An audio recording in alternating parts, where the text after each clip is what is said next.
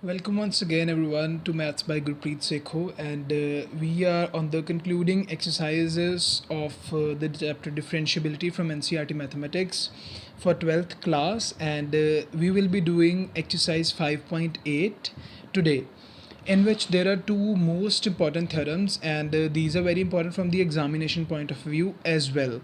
So there are two theorems, Rolle's theorem and mean value theorem, and we'll do the examples related to these theorems so that you will be able to attempt the sums of these theorems. All right, so without wasting even a second, let's start with our work. As I have already written for you, we will be discussing two theorems, mean value theorem and Rolle's theorem, in this exercise. Firstly, let's state Rolle's theorem, and let's see what does it state. And there are no proofs of these theorems in your syllabus, so you will be only relating to the statement, and then we'll be applying the statement to sums, and it's very easy. Firstly, you will see that it's a bit complicated. You guess that, but it's very wrong, because when you will apply these theorems on sums, it's very easy to attempt the sums. All right, so firstly, let's start with the Rolle's theorem. What does Rolle's theorem state? It's stating that there is a function which is belonging to the group of real numbers. R mean real numbers, okay, and f is that function.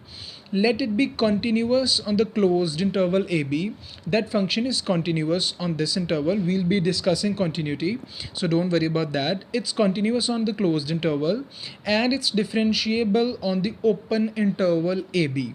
All right, in the open interval we will be considering the edge values as well, like AB, but in the closed interval we don't consider them. All right, such that f of a is equals to f of b. Now this is the first thing that we have to prove in our sums, that f of a is equals to f of b, where a and b are some real numbers. So a function will be given, two real numbers will be given, the values will be given, that will be a and b, and then we have to see that if both of the values when will be filled in the our function will give the equal values or not. Then there exists some c in AB. Then we have to put out some c, any other real number in between the interval a and b, from between a and b, not beyond a and beyond b. So we'll put some c out, and then we'll differentiate our function, so such that f dash c is equals to 0. Firstly, the function is f of x, you will differentiate it, you will get f dash x, then let a number c, and then put that c in the function and see will your answer be equal to 0 or not. Alright, so there are two things to prove in the examples. Firstly, f of a equal to fb, or f dash c equal to 0. These are the only two things that you must be concerned with while solving the example. So we'll clear the whole theorem with our very first example of this exercise, which involves the operation of Rolle's theorem. This is example 42. We have to verify Rolle's theorem, and the function is given as x square plus 2. A and b values are also given. First step, we have to see if f of a is equals to f of b, and we have to write each and everything from the statement of the function, that f is equals to, that f of x is equals to x square plus 2 is continuous in 2 and 4, because it's 2 and 4, I'm sorry, minus 2 and 2, because it's minus 2 and 2. Minus 2 is the value of a, and b is equal to 2. So you have to write that our function f of x is equals to x square plus 2 is continuous at closed interval minus 2 and 2, and differentiable in the open interval minus 2 and 2. Alright, just as like the first sentence of your theorem. Now we have to find if f of a is equals to f of b. Firstly, write f of x is equals to x square plus 2. Then find f of a. What is f of a? That is f of minus 2. And fill in the value at the place of x, fill minus 2. Minus 2 square plus 2, that is 4 plus 2, that is 6. And what is f of b? That is f of 2 is equals to 2 square plus 2 is equals to 4 plus 2 is equals to 6. So fa is equal to f of b. So our first part of the theorem is proved. Now we have to find the differential of this part. So f dash x will be equal to 2x only, because the differentiation of 2 is 0. Now we have to take c. Let c is equals to 0. We have to take that value of c first, which is lying between these two values, and after substituting that value we'll get 0 as our answer. Alright, so we have f dash x is equals to 2x. Therefore let c is equals to 0. Then at c is equals to 0 we get f dash c is equals to 2c, because f dash x is equals to 2x, the f dash c is equals to 2c. And what is c? That is 0. So f dash 0 will be equal to 0. And c is 0, which is belonging to the open interval minus 2 and 2, because it must be in between these values. So we have done nothing, only we have proven f of a is equals to f of b, and then we have supposed a value c which must be lying between these two values, and after substituting that value in the differential, in the first order differential, we get 0 as our answer, and you will write hence Rolle's theorem is verified.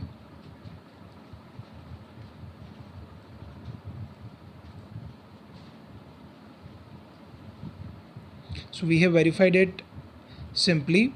There are many sums related to Rolle's theorem in our exercise, and I'm very much sure that now you are able to do those sums, because all of the sums are very easy. Only the function is changed, and just you have to think a bit while selecting the value of c only.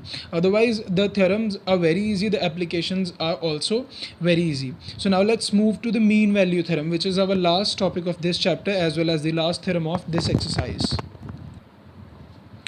This is our statement of mean value theorem. It states that let f, that is function, belongs to the closed interval ab, which are real numbers. Let it be a continuous function on the closed interval ab, just like the previous theorem, Rolle's theorem, and differentiable on the open interval ab. Then there exists some c in ab such that f dash c is equals to this. So in this theorem we have to find the value of f dash c, alright, which is equal to f of b minus f of a upon b minus a. A and b are the two values that will be given in the statement, and in the Rolle's theorem we had to attempt two steps, like f of b is equals to f of a, and then we have to find c. But in this theorem we only have to do single step, and a and b will be given in the statement, and we have to find the value of f dash c only. So let's make this theorem more clear with our next example, that is example 43. We have to verify mean value theorem, that is MVT in short, for fx is equal to x square and the interval is given 2, 4. It's automatically understood that the first value is a and the second one is b, so don't worry that if a and b are not given separately as like the previous example. Alright, the first value is a, that is 2, and second is 4, that is b. Let's solve this. Now the given function is f of x, that is x square. Now write the same thing as in the theorem, that f of x is equals to x square is continuous in the closed interval and differential in the open interval. Now we have to deal with its differential. F dash x, what's the differentiation of x square? That is 2x. Clear? Now we are done with the differentiation. Now we have to find f dash c. We have to find the value of c, but firstly we'll find f of c, and then we'll see that what can be substituted in place of c. Now a is equals to 2 and b is equals to 4. We'll find f of b minus f of a. What is f of b? That is f of 4. Now it's 4 square, that is 16. What is f of a? That is f of 2. 2 square, 4. And also we have to find b minus a. Then b minus a is 4 minus 2, that is 2. Clear? Now find f dash c.